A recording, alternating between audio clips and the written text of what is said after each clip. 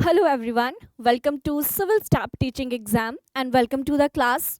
So as you all know that कि बहुत ही जल्दी CSIR नेट केमिकल साइंसेस का एग्ज़ाम आपको देखने को मिलेगा और इसके फॉर्म्स जो हैं वो ऑलरेडी फिल्ड अप होना भी शुरू हो गए हैं।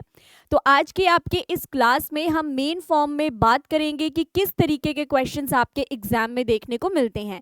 सो टॉपिक वाइज हम हर चैप्टर से कुछ क्वेश्चंस करने का यहाँ पे ट्राई करेंगे ताकि हमें पता चल सके कि किस टॉपिक से किस तरीके के क्वेश्चंस आपके पास एग्जिस्ट करते हैं।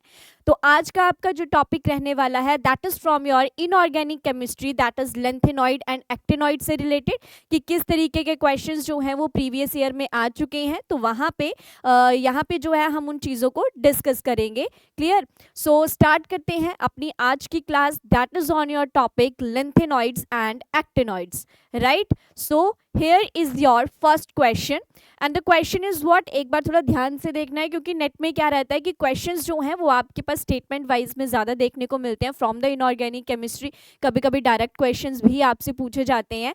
अब देखो इनऑर्गेनिक केमिस्ट्री में क्या बात है कि बहुत बार ऐसा होता है कि हमें अपने कॉन्सेप्ट्स पता होते हैं but due to the lack of the revision and the practice हम वहाँ पे क्वेश्चंस को गलत करके आते हैं।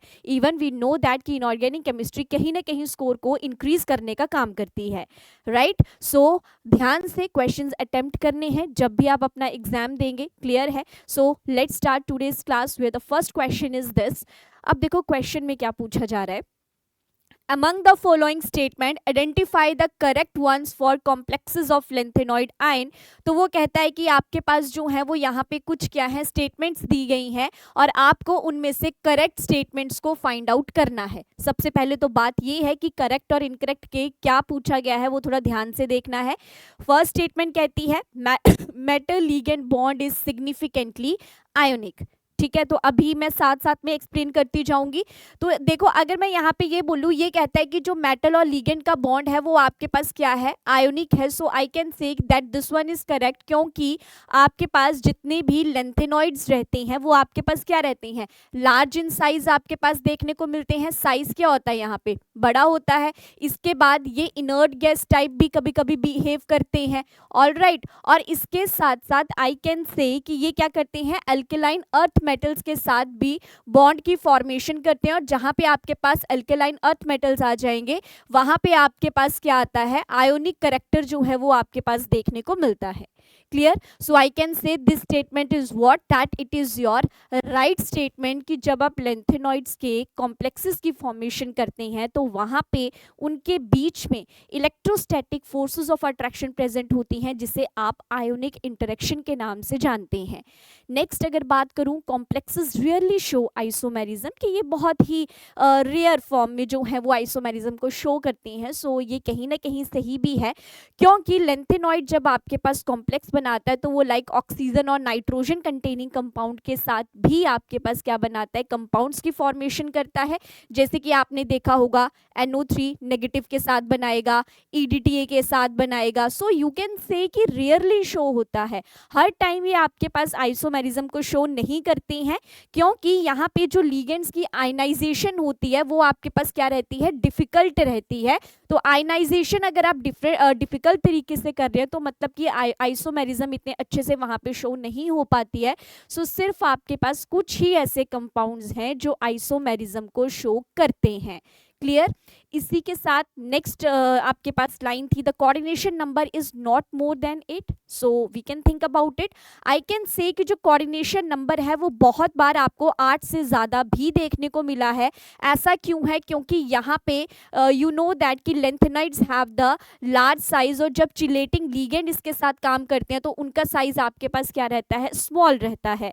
ठीक है, तो जैसे आपके पास यहाँ पे NO3 नेगेटिव के साथ भी बॉन्ड बनता है, SO4 2 नेगेटिव के साथ भी बॉन्ड बनता है। क्लियर? अभी जैसे एक एग्जांपल की अगर मैं बात करूं, मान लो यू हैव द सीरियम। ठीक है, सीरियम के साथ जो है वो कौन बॉन्ड बना रहा है, NO3 आपके पास बॉन्ड बना रहा है which is 6 and then you have the 2 negative. Now you know this is what, this is your bidentate ligand है। अगर ये बाइडेंटेट है तो 6 2 से 12, तो मतलब कि कोऑर्डिनेशन नंबर कितना हो गया आपके पास, 12 कोऑर्डिनेशन नंबर देखने को मिलेगा। सो वी कैन से कि यहाँ पे कोऑर्डिनेशन नंबर आपके पास 8 से ज्यादा है। So I can say that this statement is the wrong statement, right? एक बार थोड़ा सा आगे चलेंगे। He said that the magnetic moment are not accounted even approximately by spin only value for the majority of the lanthanoids, जो कि बहुत सही भी है, क्योंकि अगर आपने मेरी प्रीवियस क्लासेस भी देखी होंगी तो मैं उसमें हमेशा कहती हूँ कि लेंथेनॉइड्स के केस में जब हम मैग्नेटिक मोमेंट को फाइंड आउट करते हैं तो वहाँ पे आपके पास सिर्फ हम स्पिन ऑनली वैल्यू को ही काउंट नहीं करते हैं, वहाँ पे आपके पास म्यू एल भी कैलकुलेट किया जाता है, म्यू जे भी कैलकुलेट किया जाता है, mu calculated, mu observe different तरीके से देखे जाते हैं. So I can say this statement is the right one. Clear. So according to the question आपके पास क्या पूछा गया था कि आपके पास कौन सी स्टेटमेंट यहाँ पर सही स्टेटमेंट्स हैं. So you can check it from here. A, B and D statement आपके पास क्या है, बिल्कुल सही स्टेटमेंट है. So here the right answer is what, option A रहेगा आपके पास सही answer. Clear. So this is whole about the explanation कि किस तरीके से हम यहाँ पे चीज़ों को देखते हैं. अब देखो यहाँ से एक चीज़ की एनालिसिस करना कि जब हमने बात की थी लेंथेनॉइड और एक्टिनॉइड के कॉम्प्लेक्सेस की तो वहाँ पे बॉन्डिंग के ऊपर क्वेश्चन आया है, उसकी इंटरेक्शन के ऊपर क्वेश्चन है, उसकी आइसोमेरिज्म के ऊपर क्वेश्चन है. The one of the most important thing coordination number and the magnetic moment किस तरीके से फाइंड आउट किया जाता है, ये सबसे ज़्यादा इंपॉर्टेंट रहता है इस चैप्टर से. और अगर मैं ओवरऑल टॉपिक की बात करूँ कि कौन सा पॉइंट यहाँ पे सबसे ज्यादा इंपॉर्टेंट है, तो एक आपके पास हो गया मैग्नेटिक मोमेंट लेंथेनॉइड्स के केस में किस तरीके से फाइंड आउट किए जाते हैं, and the knowledge of coordination number होना यहाँ पे बहुत ज्यादा जरूरी रहेगा. Clear. So this is all about the question number 1. Now I move to the next question, that is your question number 2, जो कि आपका रहेगा स्टेटमेंट वाइज क्वेश्चन. क्लियर. अब यहाँ पे स्टेटमेंट 1 क्या कहती है कि आपके पास जो साइज है जिरकोनियम और हेफोनियम का वो सिमिलर है, और स्टेटमेंट 2 कहती है कि size of hafnium is affected by the lanthanoid contraction. और आपके पास कुछ ऑप्शन दिए गए हैं, जैसे कि फर्स्ट ऑप्शन है कि 1 और 2 दोनों सही हैं और statement 2 is the correct explanation of the statement 1. Second है आपके पास कि 1 एंड 2 दोनों ही करेक्ट हैं but second is not the correct explanation. Then C और डी कि एक आपके पास सही है, एक आपके पास गलत है. अच्छा, अब देखना यहाँ पे अगर मैं बात करूँ जिरकोनियम की and then I am talking about the hafnium, so I can say कि जिरकोनियम आपका कौन से रो एलिमेंट्स या कौन से ट्रांजिशन एलिमेंट से बिलोंग करता है. So this is your second row transition element से ये बिलोंग करता है, and this is from your third row transition element से ये आपके पास बिलोंग करता है. क्लियर. और जैसे जैसे आप सेकंड से थर्ड रो में जाते हैं तो हमारे पास साइज क्या होना चाहिए था, साइज शुड इंक्रीज, कि बढ़ना चाहिए था size, right. But we know that due to the lanthanoid contraction वहां पे आपके पास साइज क्या हो जाता है, डिक्रीज हो जाता है. Clear. So what we can say here कि yes due to the lanthanoid contraction आपके पास जिरकोनियम और हेफोनियम का साइज जहां पे इंक्रीज होना चाहिए था बट एक रेगुलर डिक्रीज देखने को मिलता है, जिसकी वजह से जिरकोनियम और हेफोनियम का जो साइज है वो आपके पास क्या हो जाता है, सेम हो जाता है. Clear. So I can say here the right answer is what, that is your option A is the right one. Clear कि 1 एंड 2 दोनों ही स्टेटमेंट आपके पास करेक्ट हैं और स्टेटमेंट 2 करेक्ट एक्सप्लेनेशन है किसकी, that is your statement 1. Clear. I hope that this question is clear to all of you कि किस तरीके से ये क्वेश्चन किया गया है. नाउ द नेक्स्ट वन, देखो बहुत इजी क्वेश्चन था ये. तो लेंथेनॉइड जब भी हम पढ़ते हैं लेंथेनॉइड और एक्टिनॉइड्स, एक काम आपने ज़रूर करना है कि इनकी इलेक्ट्रॉनिक कन्फिग्रेशन के ऊपर जो है वो ज़रूर ध्यान दें आप, क्योंकि यहाँ से 110% श्योर है कि क्वेश्चन रहता है और अगर हमें उस टाइम इलेक्ट्रॉनिक कन्फिग्रेशन के बारे में पता नहीं है तो हम क्वेश्चन सॉल्व नहीं कर पाएंगे. इसमें एज सच कोई काम नहीं है, सिर्फ इलेक्ट्रॉनिक कन्फिग्रेशन अगर आपको पता है तो आप आराम से इलेक्ट्रॉन को रिमूव करके क्वेश्चन जो है वो सॉल्व कर सकते हैं, जैसा भी क्वेश्चन के अकॉर्डिंग बोला गया है. जैसे कि क्वेश्चन आप देखेंगे, the electronic configuration for gadolinium that is xenon 4f7 5d16s2 whereas that of gadolinium 2 positive. वो कह रहा है कि गैडोलियम है आपके पास, ठीक है, 64 जिसका एटॉमिक नंबर रहता है, ठीक है, and you have the electronic configuration xenon 4f7 5d1 and 6s2 and now he is asking about कि जब आपके पास गैडोलियम 2 पॉजिटिव होगा तब आपके पास इलेक्ट्रॉन्स कहाँ से रिमूव होंगे. तो हमें पता है कि जब भी हमें इलेक्ट्रॉन्स को क्या करना होता है, रिमूव करना होता है, तो हम सबसे पहले कहाँ से करते हैं, लास्ट शेल से उनको रिमूव किया जाता है. क्लियर. और इसी के साथ आई कैन से कि जब आपने लास्ट शेल से रिमूव कर दिए 2, तो यहाँ पे हमारे पास रह गया 4f7 5d1, ये इलेक्ट्रॉनिक कन्फिग्रेशन बनेगी। And now you have to choose from the options कि कौन सा यहाँ पे सही है। So you can check it from here कि आपके पास क्या ऑप्शन सही बन रहा है। That is option D is the right one. तो आप देख सकते हैं कि इनऑर्गेनिक केमिस्ट्री के ऐसे बहुत सारे क्वेश्चंस हैं जो हमारे पास कैसे रहते हैं, डूएबल क्वेश्चंस आप उनको कह सकते हैं। बट यहाँ पे बहुत सारे बच्चे गड़बड़ भी करते हैं। क्यों? क्योंकि they people don't know about the electronic configuration. So that is why lanthanoid actinoids के केस में atomic number with the electronic configuration बहुत ज्यादा इंपॉर्टेंट है। बिकॉज अगर आपको इलेक्ट्रॉनिक कन्फिग्रेशन पता होगी तो आप वहां पे मैग्नेटिक मोमेंट को इजिली फाइंड आउट कर सकते हैं। कितने वहां पे अनपेयर्ड इलेक्ट्रॉन्स रह रहे हैं, वो पैरामैग्नेटिक है या फिर वो डायामैग्नेटिक है, इस तरीके की कभी कभी हमें स्टेटमेंट्स देखने को मिल जाती हैं। तो वहां से हम इन चीजों को इजिली सॉल्व कर सकते हैं। Please focus on your atomic number of lanthanoids and actinoids, right? So this is all information that is regarding to your question number 3, and now I will move to the next question.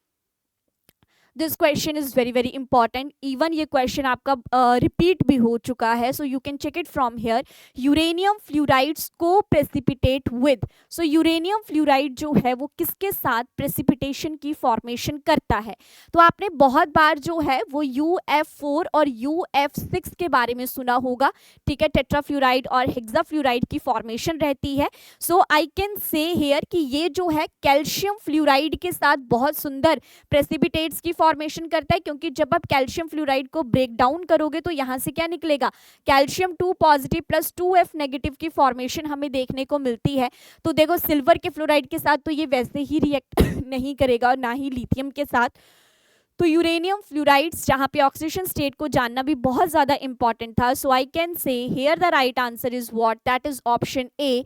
Calcium difluoride के साथ आपके पास uranium जो है वो फ्लूराइड्स बनाता है और इसी के साथ ये आपके पास क्या करता है? को प्रेसिपिटेशन की फॉर्मेशन भी आपके पास यहाँ पे देखने को मिलती है, right. So this is all about the question number 4। Now the next question, the actual magnetic moment shows a large deviation from the spin only formula in the case of option थे titanium 1 positive था, vanadium 3 positive था, gadolinium 3 positive था और समरियम 3 positive था।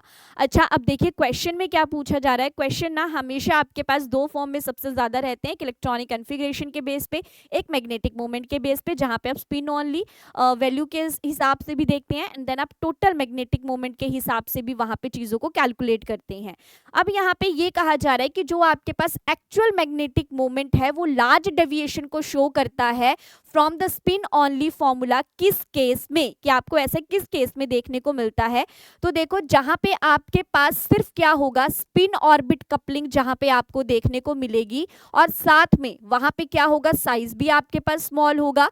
तो वहां पे इस तरीके की डेविएशन आपको देखने को मिलती है। बट किस केस में? जब आपके पास क्या प्रेजेंट रहते हैं, सिर्फ लेंथेनॉइड्स प्रेजेंट रहते हैं। तो अगर मैं यहाँ पे बात करूँ तो टाइटेनियम और वेनेडियम तो वैसे भी नहीं होंगे। ऑप्शन रहते हैं हमारे पास gadolinium 3 positive and the samarium 3 positive, right. तो यहाँ पे अगर मैं बात करूँ तो सही आंसर हमारे पास क्या होगा, that is option D, that is samarium 3 positive. और किस वजह से ऐसा होता है? This is due to the spin orbit coupling की वजह से हमारे पास वहां पे लार्ज डेविएशन आपको देखने को मिलती है, राइट। सो इस बात को थोड़ा सा आप नोट कर लें, इसके बारे में आप जरूर पढ़ के जाएं क्योंकि ये topic one of the most important topic है from the lanthanoids and the actinoids, right. चलो नेक्स्ट देखते हैं। The least basic among the following is, कि आपको बताना है कि इसमें से सबसे लीस्ट बेसिक आपके पास कौन सा है। सबसे कम बेसिक की बात करनी है हमने। तो देखो जैसे कि मैं जानती हूँ कि आपको भी पता होगा कि हमारे पास लेंथेनॉइड्स के जितने भी हाइड्रोक्साइड्स बनते हैं, या मैं यूं कहूँ कि लेंथेनम हाइड्रोक्साइड्स जब भी हम बनाते हैं तो ये सारे के सारे क्या करते हैं, एज अ बेस की फॉर्म में हमारे पास काम करते हैं, ठीक है। इतनी सी बात तो हम सभी जानते हैं कि लेंथेनॉइड्स के जितने भी हाइड्रोक्साइड्स हैं वो क्या है, आपके पास बेसिक इन नेचर जो है वो आपको देखने को मिलते हैं। अभी यहाँ पे ऑप्शंस देखना, you have the aluminium, lanthanum, cerium and the lutetium, ठीक है। सो आई कैन से कि these three are belongs to the which family, lanthanoid family से ये आपके पास क्या करेंगे, बिलोंग करेंगे।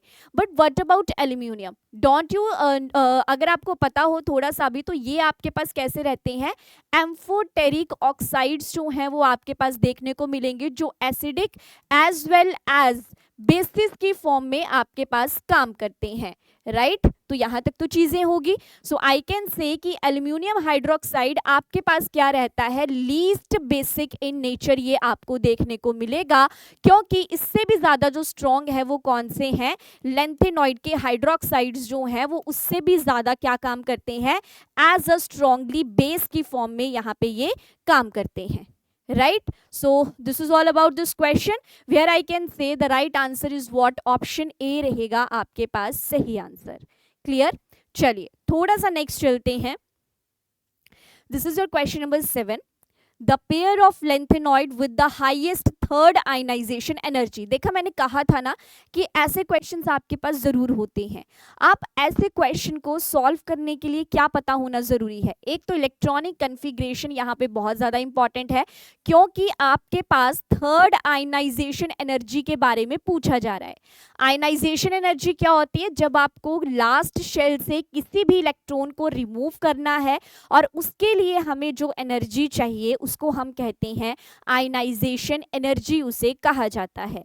ठीक है। अभी जैसे आप ऑप्शन में देखिए, यूरोपियम और गैडोलियम है, यूरोपियम और ट्रीबियम है, डिस्प्रोजियम है, ट्रीबियम है, देन ल्यूटेटियम के साथ है। आपको पेयर फाइंड आउट करना है जहां पे आयनाइजेशन एनर्जी सबसे ज्यादा आपको देखने को मिलेगी। एंड वी नो दैट कि जहां पे आपके पास स्टेबल आयनाइजेशन मतलब स्टेबल इलेक्ट्रॉनिक कन्फिग्रेशन होती है, वहां पे आपके पास हाई आयनाइजेशन एनर्जी भी देखने को मिलती है। मतलब कि जहां पे आपके पास हाफ फिल्ड इलेक्ट्रॉनिक कन्फिग्रेशन रहेगी और साथ में आपके पास फुली फिल्ड इलेक्ट्रॉनिक कन्फिग्रेशन रहेगी, वहां पे क्या होगा, आयनाइजेशन एनर्जी आपके पास ज्यादा रहेगी। ठीक है। तो यहाँ पे कौन सी एनर्जी के बारे में पूछा गया था, थर्ड के बारे में जो है वो आपसे पूछा जा रहा है। तो देखो अगर मैं बात करूं यूरोपियम के केस में, ठीक है, तो यूरोपियम के केस में क्या होता है कि जब आप दो इलेक्ट्रॉन्स को निकाल चुके हो, ठीक है, ध्यान से सुनना कि जब आपने दो इलेक्ट्रॉन्स को यहां से निकाल दिया तो आपके पास इलेक्ट्रॉनिक कन्फिग्रेशन क्या बनी है, 4s7। अब आपको थर्ड आयनाइजेशन एनर्जी अप्लाई करनी है, तो मतलब कि जो तीसरा इलेक्ट्रॉन निकलेगा वो यहां से निकलेगा, और ये क्या है आपके पास, हाफ फिल्ड है। और अगर ये हाफ फिल्ड है तो मतलब कि ये क्या है, स्टेबल है। ठीक है। तो मतलब कि यूरोपियम तो हमारे पास क्या है, उसकी थर्ड आयनाइजेशन एनर्जी हमारे पास क्या रहेगी, ज्यादा रहेगी। ठीक है। जबकि गैडोलियम 3 पॉजिटिव के केस में ऐसा नहीं होता है। इसके साथ अगर मैं बात करूं अभी ट्रीबियम 2 पॉजिटिव की, तो यहाँ पे after the removal of the 2 electrons you will get 4f14, जहां पे ये कैसे एग्जिस्ट कर रहा है, फुली फिल्ड इलेक्ट्रॉनिक कन्फिग्रेशन आपके पास यहाँ पे एग्जिस्ट कर रही है। दैट मीन्स कि ये भी आपके पास क्या है, स्टेबल है। So you can check it from here that option B is the right answer here, क्योंकि यहाँ पे इन दोनों के केस में जब आप दो इलेक्ट्रॉन्स को एक बार रिमूव कर चुके हैं और जब आप थर्ड इलेक्ट्रॉन की तरफ जाते हैं तो आपके पास हाफ फिल्ड और फुली फिल्ड इलेक्ट्रॉनिक कन्फिग्रेशन वहां पे एग्जिस्ट करती है। सो इसी वजह से जो ये पेयर है यहाँ पे थर्ड आयनाइजेशन एनर्जी आपकी क्या होगी, सबसे ज्यादा होगी, राइट। चलेंगे नेक्स्ट क्वेश्चन की तरफ। And here the question number 8, the lanthanoid ion having the highest partition function between try normal butyl phosphate and the concentrated nitric acid is. तो यहाँ पे ये पूछा जा रहा है कि सबसे ज्यादा हाईएस्ट पार्टीशन फंक्शन आपको किसके केस में देखने को मिलेगा। ऑप्शन हमारे पास क्या है, दैट इज लेंथेनम है, यूरोपियम है, न्यूडोबियम है, and then you have the lutetium. Now you have to find out कि आपके पास सबसे ज्यादा highest partition function, coefficient function किसके पास देखने को मिलेगा। So you just have to remember कि जितना ज्यादा साइज छोटा होगा, सिर्फ ये चीज याद रखो, स्मॉलर द साइज, ठीक है, किसका साइज, जैसे मान लो कि आपके पास कोई भी लेंथेनम है और उसका 3 पॉजिटिव अगर चार्ज है, तो जितना छोटा साइज होगा उतना ज्यादा आपको क्या देखने को मिलेगा, पार्टीशन कॉफिशिएंट की वैल्यू उतनी ही ज़्यादा आपको देखने को मिलेगी। और this point is very very important, क्योंकि इस ट्रिक के ऊपर क्वेश्चंस आपसे पूछे जाते हैं, राइट। सो जस्ट रिमेंबर कि जितना छोटा साइज उतना ज़्यादा पार्टीशन फंक्शन जो है वो आपको देखने को मिलेगा। सो आई कैन से हियर कि सबसे छोटा साइज किसके केस में होगा। देखो जैसे जैसे हम इस साइड जाते हैं तो हमारे पास क्या होता है, due to the lanthanoid contraction हमारे पास जो साइज है वो क्या होता जाता है, डिक्रीज होता जाता है, जिसकी वजह से मोस्ट ऑफ द एलिमेंट का साइज क्या हो जाता है, फिर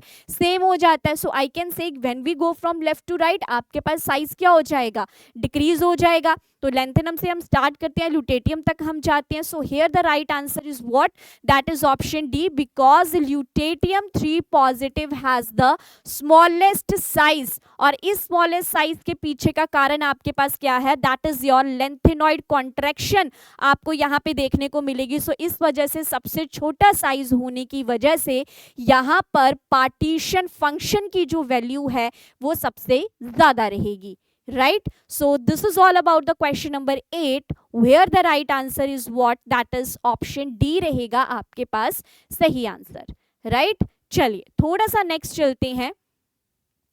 क्वेश्चन नंबर 9 क्या कहता है, which one of the following shows the highest solubility in hot concentrated aqueous sodium hydroxide, कि यहाँ पे ऐसा कौन सा आपके पास कंपाउंड है जो हॉट कॉन्सेंट्रेटेड एक्वस NaOH में सबसे ज्यादा सॉल्युबिलिटी को शो करता है। आपके पास लेंथेनम का हाइड्रोक्साइड है, न्यूडोबियम का है, समेरियम का है एंड देन ल्यूटेटियम का है। Now you have to just figure out कि किस केस में आपको यहाँ पे देखने को मिलेगा। सो जस्ट रिमेंबर कि सेम चीज है कि जितना ज्यादा छोटा साइज रहेगा, smallest size of the ion, smallest size of ion, उतनी ज्यादा NaOH में आपको कंपाउंड जो है वो डिसॉल्व होता हुआ देखने को मिलेगा। ठीक है, तो अगर मैं यहाँ पे बात करूँ कि सबसे छोटा साइज आपके पास कौन सा है, तो you know that is your lutetium. तो जैसे ही आप ल्यूटेटियम 3 पॉजिटिव को ऐड करोगे किसमें, सोडियम हाइड्रोक्साइड के 3 मॉलिक्यूल्स में, तो आपके पास यहाँ पे क्या बन जाएगा, ल्यूटेटियम ट्राई हाइड्रोक्साइड की फॉर्मेशन जो है वो आपके पास देखने को मिलेगी। सॉरी, यहाँ पे ना OH6 आएगा एक्चुअल में आपके पास। तो इस तरीके से यू कैन से कि आपके पास सॉल्युबिलिटी जो है वो इसी केस में देखने को मिलेगी, क्योंकि जितना छोटा आयन होगा वो उतने जल्दी वहां पे डिस्पर्जन करेगा और उतनी जल्दी आपके पास वहां पे चीजें क्या होंगी, आपको चीजें डिसॉल्व होती हुई देखने को मिलेगी। ठीक है, तो इस तरीके का कॉम्प्लेक्स जो है वो आपके पास वहां पे फॉर्म होता हुआ देखने को मिलेगा। So according to the question number 9 आपके पास जो सही ऑप्शन है वो क्या रहेगा, दैट इज ऑप्शन डी जो है वो आपके पास यहाँ पे सही आंसर है। क्लियर। सो अगर एग्जाम में कभी भी कुछ पूछा जाता है कि कौन सा कंपाउंड जो है वो बेस में बहुत जल्दी डिसॉल्व हो जाएगा, ठीक है, so you just have to remember कि जितना छोटा साइज है उतना जल्दी आपको वहां पे सॉल्युबिलिटी जो है वो देखने को मिलेगी। This is just due to the small size of the lutetium, right. So that is why the right answer is what, option D रहेगा आपके पास सही आंसर। चलेंगे नेक्स्ट की तरफ। This is your question number 10। अच्छा क्वेश्चन है, ठीक है। क्वेश्चन क्या है, कंसीडर द आयंस, जहां पे यूरोपियम 3 पॉजिटिव है, गैडोनियम 3 पॉजिटिव है, समैरियम 2 पॉजिटिव है, ल्यूटेटियम 3 पॉजिटिव है। The observed and calculated magnetic moment values are closest for the pair.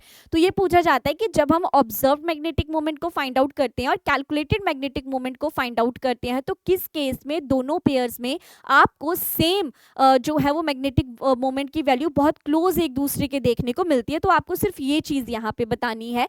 सो आप थोड़ा सा कोशिश करेंगे कि यहाँ पे क्या होता है। तो देखो जैसे ना मेरे पास है गैडोनियम 3 पॉजिटिव है और एक हमने थोड़ी देर पहले पढ़ा था that is your lutetium 3 positive के बारे में। तो यहाँ पे हमारे पास क्या रहता है, 4f7 रहती है और यहाँ पे हमारे पास क्या रहती है, 4f14 इलेक्ट्रॉनिक कन्फिग्रेशन रहती है after the removal of the 3 electrons.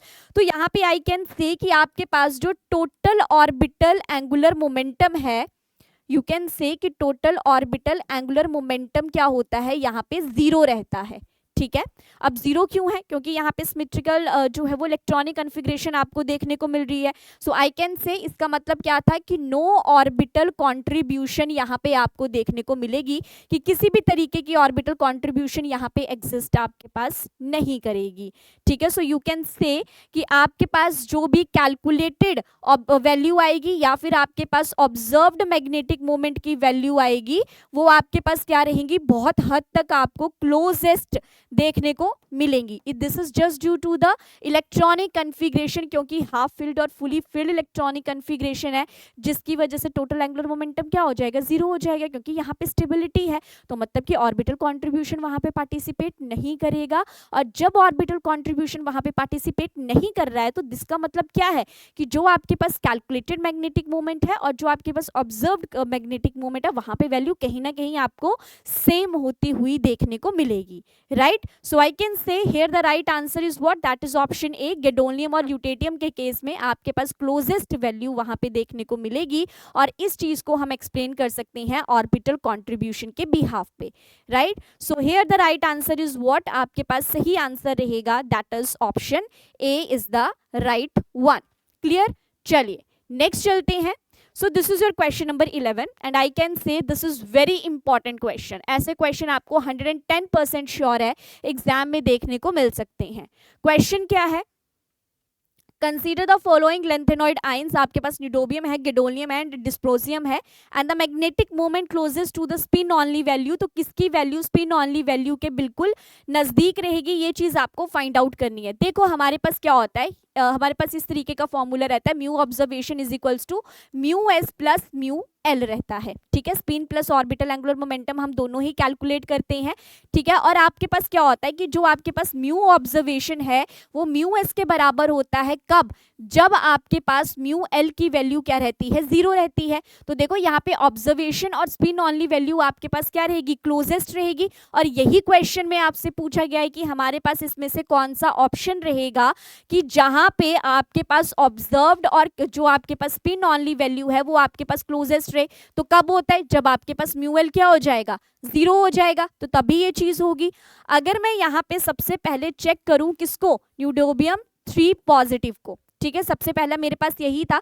तो यहाँ पे आफ्टर द रिमूविंग ऑफ 3 मेरे पास क्या बन जाएगा, F3 बन जाएगा। और जब मैं F3 को बॉक्स में इस तरीके से डालूंगी, चेक करना 1 2 3 4 5 1 2 3 4 5 6 एंड देन आपके पास आ गया 7। तो यहाँ पे आएगा -3 -2 -1 0 +1 +2 एंड +3, इस तरीके से आएगा, ठीक है। अब मैंने क्या देखा कि न्यूडोबियम 3 पॉजिटिव के बाद मेरे पास कितना बचा था, F3। Now I am putting in this 1 2 and 3। अब मुझे क्या चेक करना है कि यहाँ पे म्यू एल की वैल्यू 0 है या फिर नहीं है। So you can check it from here that you have -3 -2 and -1। तो जब आप इनको क्या करोगे, या -3 ले लो, मतलब सबका ऐड ही हो जाएगा ना यहाँ पे। सो आई कैन से कि यहाँ पे म्यू एल की value is not equals to 0 रहेगी, मतलब वो 0 के बराबर तो नहीं आ सकती ना यहाँ पे किसी भी हालत में। और इसी तरीके से अगर मैं अब बात करूं आपके पास गैडोलियम 3 पॉजिटिव की, तो after the removal of the 3 electron you will get what, इतने सारे कर लिए अब तो हमने, F7 रहता है। और अगर आपके पास F7 है, सो चलो एक बार कैलकुलेट कर ही लेते हैं, 1 2 3 4 5 6 एंड 7, 1 2 3 4 5 6 एंड 7 स्टेबल है, ठीक है। -3 -2 -1 0 +1 +2 एंड +3। तो यहाँ से क्या हो गया, -3 +3, ये आपस में हो गए सारे के सारे कैंसिल, ठीक है। आपके पास यहाँ पे म्यू एल की वैल्यू क्या बन रही है, दैट इज 0। मुझे नहीं लगता कि यहाँ तक कोई प्रॉब्लम आई होगी, क्योंकि मैंने एक एक स्टेप करके बताया है। इसी तरीके से अगर मैं यहाँ पे dy क्या था, आपके पास 3 पॉजिटिव था, तो यहाँ पे मेरे पास क्या बनेगा, that is after the removal I will gate F9। And if I getting F9 here, so just put in the box 1 2 3 4 5 6 and 7, 1 2 3 4 5 6 7 8 and 9, ठीक है। तो यहाँ पे क्या था, -3 -2 -1 0 +1 +2 एंड +3। तो माना ये तो कैंसिल हो जाएंगे, लेकिन बाकी की चीजें कैंसिल नहीं होगी, ये बच जाएगा। तो मतलब कि mu L is not equals to 0 है। और मैंने स्टार्टिंग में क्या कहा था कि क्लोजेस्ट वैल्यू कब आती है, जब आपके पास mu observation is equals to spin only value होता है, जब आपके पास म्यू एल की वैल्यू क्या होती है, 0 होती है। तो वहां पे दोनों की वैल्यूज कहीं ना कहीं क्या हो जाती हैं, सेम हो जाती हैं। तो यहाँ पे देखो कि ऑर्बिटल कॉन्ट्रीब्यूशन कहाँ पे 0 आया है, गैडोलियम के केस में। So here the right answer is what, सिर्फ ऑप्शन बी। तो देखो ऑप्शन कौन सा बनेगा यहाँ पे, option A is the right one, ठीक है। सो इस तरीके से आपने ऐसे क्वेश्चंस को फाइंड आउट करना है। And I again said these type of questions are very very important according to CSIR NET chemical sciences for the chapter lanthanoid and actinoid in inorganic chemistry, right. चलो next चलते हैं। अब आपके पास question है the ground state term symbol for niobium atomic number, यहाँ पे शायद एटॉमिक नंबर गलत लिखा गया है, इज 6d, ठीक है। The electronic configuration corresponding to this term symbol is की कितना रहेगा। सो अगर मैं यहाँ पे बात करूँ, I think this is check करना पड़ेगा एक बार, ठीक है। तो यहाँ पे ना भी आप फोकस करो किसके ऊपर, that is 6d term symbol दिया गया है और आपको निकालनी है इसकी इलेक्ट्रॉनिक कन्फिग्रेशन। तो सबसे पहले तो ऐसे लिखो यहाँ पे, that is your ground state term, what you have given that is your 6d, ठीक है। और हमारे पास क्या होता है 2s+1 कितना दिया हुआ है, मतलब यहाँ पे 6 दिया हुआ है, मतलब 2s कितना हो गया 5 हो गया, s कितना हो गया 5/2 हो गया। इसका मतलब क्या है कि 5 अनपेयर्ड इलेक्ट्रॉन्स जो हैं वो आपको इस केस में देखने को मिलेंगे, ठीक है। यहाँ तक तो हमारे पास चीजें क्लियर होगी कि s हमारे पास इतना आ रहा है। अब for the d term, for d term हमारे पास l की वैल्यू कितनी होती है 0 1 2 SPD, ठीक है। तो मतलब l की वैल्यू कितनी होगी यहाँ पे 2 होनी चाहिए, तभी हम चीजों को कैलकुलेट कर पाएंगे। अभी अगर मैं इसी तरीके से सबसे पहले ये ऑप्शन उठाऊं, that is your 4d5 5s0, तो इसका मतलब क्या है यहाँ पे, मतलब कि आपके पास s ऑर्बिटल में कोई भी इलेक्ट्रॉन नहीं है, सिर्फ आपके पास कहाँ पे है, दैट इज योर f5 में है, ठीक है। तो अगर मैं f5 नहीं सॉरी d था ना यहाँ पे 4d5 था, ठीक है। तो देखो कैसे इसको पुट किया जाएगा, 1 2 3 एंड 4, यू गेट +2 +1 0 -1 -2, और हमारे पास कितने थे 4d5 थे, 1 2 3 4 एंड 5, और हमारे पास यहाँ पे l की वैल्यू कितनी आ रही है, चेक करो, ये सारे कैंसिल हो जाएंगे आपस में, l की वैल्यू कितनी आ जाएगी 0। अगर l की वैल्यू 0 आ रही है, सो डू यू थिंक कि हमारे पास ये इलेक्ट्रॉनिक कन्फिग्रेशन बनेगी, नहीं बनेगी, क्योंकि हमें कितना चाहिए l = 2 चाहिए, ठीक है। सो अगर l = 2 चाहिए और यहाँ पे l = 0 आ रहा है, मतलब कि ये तो पॉसिबल इलेक्ट्रॉनिक कन्फिग्रेशन आपके पास नहीं है। So option C cancel. अब देखो ये क्वेश्चन बहुत अच्छा क्वेश्चन है, जहाँ पे सिर्फ टर्म सिंबल दिया गया और आपको बोल रहा है कि बताओ इसकी इलेक्ट्रॉनिक कन्फिग्रेशन आपके पास क्या होगी, ठीक है। तो दैट मीन्स कि ऑप्शन सी तो यहाँ पे जो है वो बिल्कुल भी एग्जिस्ट नहीं करेगा। अगर मैं यहाँ पे बात करूँ ऑप्शन बी की, तो हमारे पास यहाँ पे क्या था 4d4 था, d4 का मतलब क्या है, that you have the 4 electron 1 2 3 and 4, और यहाँ पे आपके पास एक s ऑर्बिटल भी है जहाँ पे कितने इलेक्ट्रॉन्स हैं, 1 इलेक्ट्रॉन है। तो यहाँ पे बनेगा -2 -1 0 +1 एंड +2, तो यहाँ से ये तो कैंसिल हो गया, और यहाँ पे l की वैल्यू आ रही है मेरे पास कितनी 2, ठीक है। l की वैल्यू अगर यहाँ पे 2 आ रही है, तो मतलब कि हमारे पास क्या बन जाएगा, यहाँ पे d टर्म बन जाएगी, मतलब ये मेरे पास क्या हो सकता है, पॉसिबल हो सकता है, ठीक है। तो अभी तक मैं इसको सोच सकती हूँ। अब अगर एक और ट्राई करते हैं, ठीक है, तो जैसे मान लो मैंने ये ट्राई किया, तो यहाँ पे d3 था, मतलब 1 2 3 था, यहाँ पे 5s में 1 था, यहाँ पे p में 1 था, मतलब कि यहाँ पे आ रहा है -2 -1 0 +1 और +2 तो खाली है, यहाँ पे आपके पास एक ही रहेगा, और यहाँ पे आएगा -1 0 और +1 इस तरीके से आते हैं। तो ये तो आपके पास जो है क्या बन जाएगा, l = 4 नहीं बन जाएगा, यहाँ पे 2 3 एंड 4, यस। तो l = 4 होने की वजह से यहाँ पे आपके पास क्या बनेगी, दैट इज z टर्म बनेगी, जो कि बिल्कुल भी पॉसिबल यहाँ पे नहीं है, क्योंकि हमें क्या चाहिए थी, d टर्म चाहिए थी, तो मतलब कि ये भी नहीं होगा, ठीक है। इसी के साथ अगर मैं इसकी बात करूँ तो d में क्या है 1 2 3 है, और एक आपके पास s में 2 है, तो ये तो पहले ही कैंसिल हो गए, यहाँ पे बना -2 -1 एंड 0, ठीक है। तो मतलब कि यहाँ पे l की वैल्यू क्या बन रही है 3 बन रही है, और 3 किसके लिए होता है, f टर्म के लिए होता है, मतलब कि ये भी आपके पास क्या है, नॉट पॉसिबल है, राइट। तो देखो सिर्फ एक L की टर्म के ऊपर हम किसी भी एटम की इलेक्ट्रॉनिक कन्फिग्रेशन को फाइंड आउट कर सकते हैं। तो जैसे आपके पास सिर्फ टर्म सिंबल दिया गया था और उस टर्म सिंबल से हमने सबसे अनपेयर्ड इलेक्ट्रॉन काउंट किए, उसके बाद हमने देखा कि जो टर्म दी गई है वहां पे L की वैल्यू कितनी है। अब गिवन इलेक्ट्रॉनिक कन्फिग्रेशन के हिसाब से हमने देखा कि कहाँ पे आपके पास म्यू L की वैल्यू 2 बन रही है। अब जहां पे D टर्म आएगी ऑब्वियसली वही इलेक्ट्रॉनिक कन्फिग्रेशन रहेगी। So yes, here the right answer is what, that is option B रहेगा। 4d45s1 आपको यहाँ पे देखने को मिलेगा। So according to question number 12 option B आपके पास क्या है, यहाँ पे सही आंसर है। अगेन एक बहुत अच्छा क्वेश्चन था, ऐसे क्वेश्चन फिर से एग्जाम में देखने को मिल सकते हैं, राइट। चलिए नेक्स्ट चलते हैं। So this is your question number 13 and ये कहता है a comparison of the valence electronic configuration of the element samarium and europium suggest that. वो कहता है कि जब आप स्मेरियम और यूरोपियम की इलेक्ट्रॉनिक कन्फिग्रेशन को कंपेयर करते हो तो वहां से आपको किस चीज़ के बारे में पता चल सकता है। अब देखो फर्स्ट ये कहता है कि जो समैरियम है वो क्या है, 1 इलेक्ट्रॉन रिडक्टेंट है। अच्छा रिडक्टेंट है किससे, यूरोपियम से, या फिर वो एक अच्छा इलेक्ट्रॉन ऑक्सीडेंट है यूरोपियम से, या फिर फिसाइल ऑक्सीडेशन स्टेट +2 है बोथ द एलिमेंट्स के लिए, या फिर both of these display similar redox behaviour. तो ये तो बिल्कुल भी नहीं होगा, सिमिलर रिडॉक्स बिहेवियर ये शो नहीं करते हैं। तो देखो मेरे पास क्या था, मेरे पास था एक समैरियम और मेरे पास एक क्या था, आपके पास यूरोपियम था, ठीक है। तो मेरे पास यहाँ पे बन जाएगा 4f6 5s0, इस तरीके से ही यहाँ पे इलेक्ट्रॉनिक कन्फिग्रेशन आपको देखने को मिलती है। और यहाँ पे आता है 6s2 और यूरोपियम के केस में आता है 4f7 5s0 और 6s2 सेम आपको यहाँ पे देखने को मिलती है, ठीक है। So you can check it from here कि यहाँ पे क्या है 6 और यहाँ पे क्या है 7 है। तो मतलब अगर स्पेरियम क्या करे, 1 इलेक्ट्रॉन को क्या कर ले, एक्सेप्ट कर ले, तो वो भी कहीं ना कहीं क्या हो जाएगा, स्टेबल हो जाएगा। और अगर ये 1 इलेक्ट्रॉन को एक्सेप्ट कर सकता है कहाँ से, तो ये क्या बन जाएगा, आपके पास हाफ फील्ड बन जाएगा। और हाफ फील्ड इलेक्ट्रॉनिक कन्फिग्रेशन आपके पास क्या रहती है, स्टेबल रहती है। सो आई कैन से कि ये एक बहुत अच्छे ऑक्सीडेंट की फॉर्म में यहाँ पे एग्जिस्ट करता है, क्योंकि ये इलेक्ट्रॉन को क्या कर रहा है, एक्सेप्ट कर रहा है, ठीक है।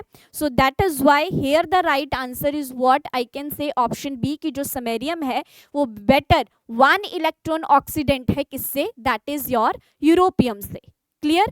तो देखो just on the basis of the electronic configuration हम यहाँ पे इसको एक्सप्लेन कर सकते हैं। तो जैसे कि मैं अभी इतने बार कह चुकी हूँ कि क्यों यहाँ पे इलेक्ट्रॉनिक कन्फिग्रेशन और एटॉमिक नंबर बहुत ज़रूरी है, क्योंकि लेंथेनॉइड और एक्टिनॉइड में अगर आपको किसी भी क्वेश्चन को सॉल्व करना है so you just have to know about the electronic configuration, right. चलो नेक्स्ट चलते हैं।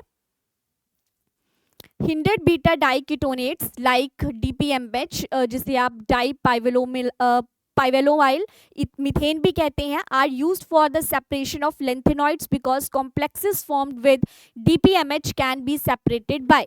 तो यहाँ पे ये पूछा जा रहा है कि ये किसके दौरान आपके पास जो है वो सेपरेट होते हैं। तो सबसे पहले जो हमारे पास DPMH है वो आपके पास कैसे काम करता है, एज अ चिलेटिंग लिगेंड। तो ये आपके पास क्या फॉर्म करते हैं, चिलेट्स की फॉर्मेशन जो है वो आपके पास यहाँ पे देखने को मिलती है, ठीक है। सो क्वेश्चन यहाँ पे क्या था कि किसके द्वारा जो है वो इनको सेपरेट किया जाता है। और अगर मैं इसके स्ट्रक्चर की बात करूँ सो इस तरीके का स्ट्रक्चर जो है वो आपको यहाँ पे देखने को मिलेगा। You have the methyl groups here, ठीक है, यही मीथेन रहता है यहाँ पे।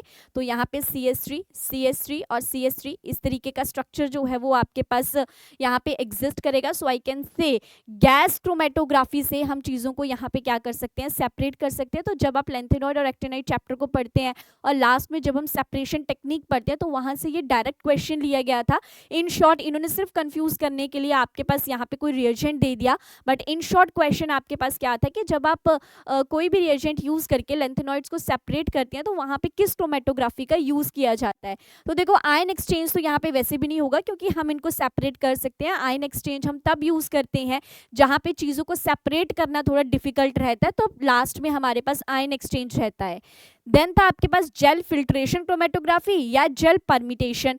तो जेल की ज़रूरत हमें यहाँ पे नहीं रहती है। So I can say option B gas chromatography is the right answer here, right.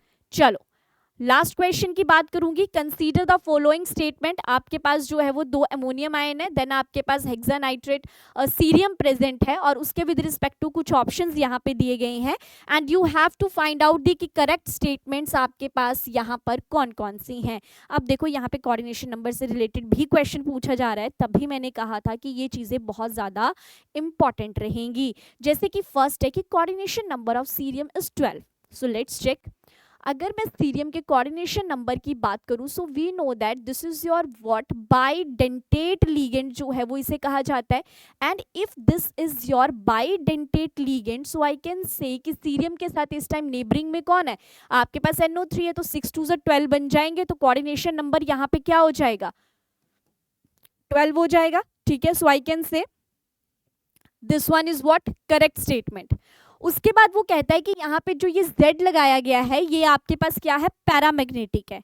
तो अगर आपने इस चीज को चेक करना है, सो आई कैन से कि देखो जब आपके पास सीरियम 4 पॉजिटिव की फॉर्म में एग्जिस्ट करता है तो वहां पे कोई भी अनपेयर्ड इलेक्ट्रॉन आपको देखने को नहीं मिलता है, नो अनपेयर्ड इलेक्ट्रॉन। तो दैट मीन्स कि ये आपके पास क्या होगा, डायामैग्नेटिक की फॉर्म में एग्जिस्ट करेगा, तो मतलब कि बी ऑप्शन तो गलत हो गया। उसके बाद वो कहता है कि Z आपके पास क्या है, एक ऑक्सीडाइजिंग एजेंट है। तो देखो सीरियम ना आपके पास +4 में एग्जिस्ट करता है, जो कि आपके पास क्या है, एक हाईएस्ट ऑक्सीडेशन स्टेट है। तो मतलब आई कैन से कि ये क्या है, एक बहुत अच्छे ऑक्सीडाइजिंग एजेंट की फॉर्म में आपके पास काम कर सकता है। सो Z जो है वो आपके पास एक ऑक्सीडाइजिंग एजेंट हो सकता है, क्योंकि Z की वजह से सीरियम की ऑक्सीडेशन स्टेट क्या हो रही है, ज्यादा हो रही है। तो अगर Z की वजह से सीरियम की ऑक्सीडेशन स्टेट ज्यादा हो रही है, तो मतलब ये खुद जो है वो कैसे एक्ट कर रहा है, as a oxidizing agent act कर रहा है। So that is why I can say कि सी ऑप्शन भी कहीं ना कहीं हम उसके बारे में सोच सकते हैं। नेक्स्ट है कि जब आप रिएक्शन करोगे किसकी, Z की किसके साथ, आपके पास PS3PO प्रेजेंट है, तो आपके पास कोऑर्डिनेशन नंबर 10 रहता है उस टाइम सीरियम का। ठीक है, तो मैं अगर इसको रिएक्ट करवाऊं, then I will get cerium, यहाँ से आपके पास बन जाएगा NO3 4 बन जाएंगे आपके पास। ठीक है, क्योंकि आपके पास 2 जो हैं, दूसरा लिगेंड भी आएगा, सो इट विल PS3PO, ये कितने हो जाएंगे, ट्वाइस हो जाएंगे। अब देखो this is what, this is your bidentate ligand, this is what, this is your monodentate ligand. So you can check it from here, 4 2 8, और यहाँ से क्या हो गया 9 और 10, तो सीरियम का जो कोऑर्डिनेशन नंबर है वो यहाँ पे कितना हो जाएगा, 10 हो जाएगा। So yes, this one is also the correct one, कि जब आप फर्दर जो है गिवन एलिमेंट या गिवन कंपाउंड की रिएक्शन जो है या आप इससे करवा रहे हैं, तो आपके पास कोऑर्डिनेशन नंबर 10 वहां पे देखने को मिल रहा है। So this is the right one. So yes, option D, A, C और D आपके पास क्या है, करेक्ट स्टेटमेंट है। सो इस तरीके से आप इस क्वेश्चन को सॉल्व कर सकते हैं। Clear? So this is all about today's class, जहाँ पे लेंथेनॉइड और एक्टिनॉइड से रिलेटेड हमने 15 क्वेश्चंस को सॉल्व किया है। ऐसे ही हम हर चैप्टर से आपके पास क्वेश्चंस को सॉल्व करेंगे, ताकि हमें एक आइडिया हो सके कि किस तरीके के क्वेश्चंस पर्टिकुलर चैप्टर से हमें देखने को मिल सकते हैं।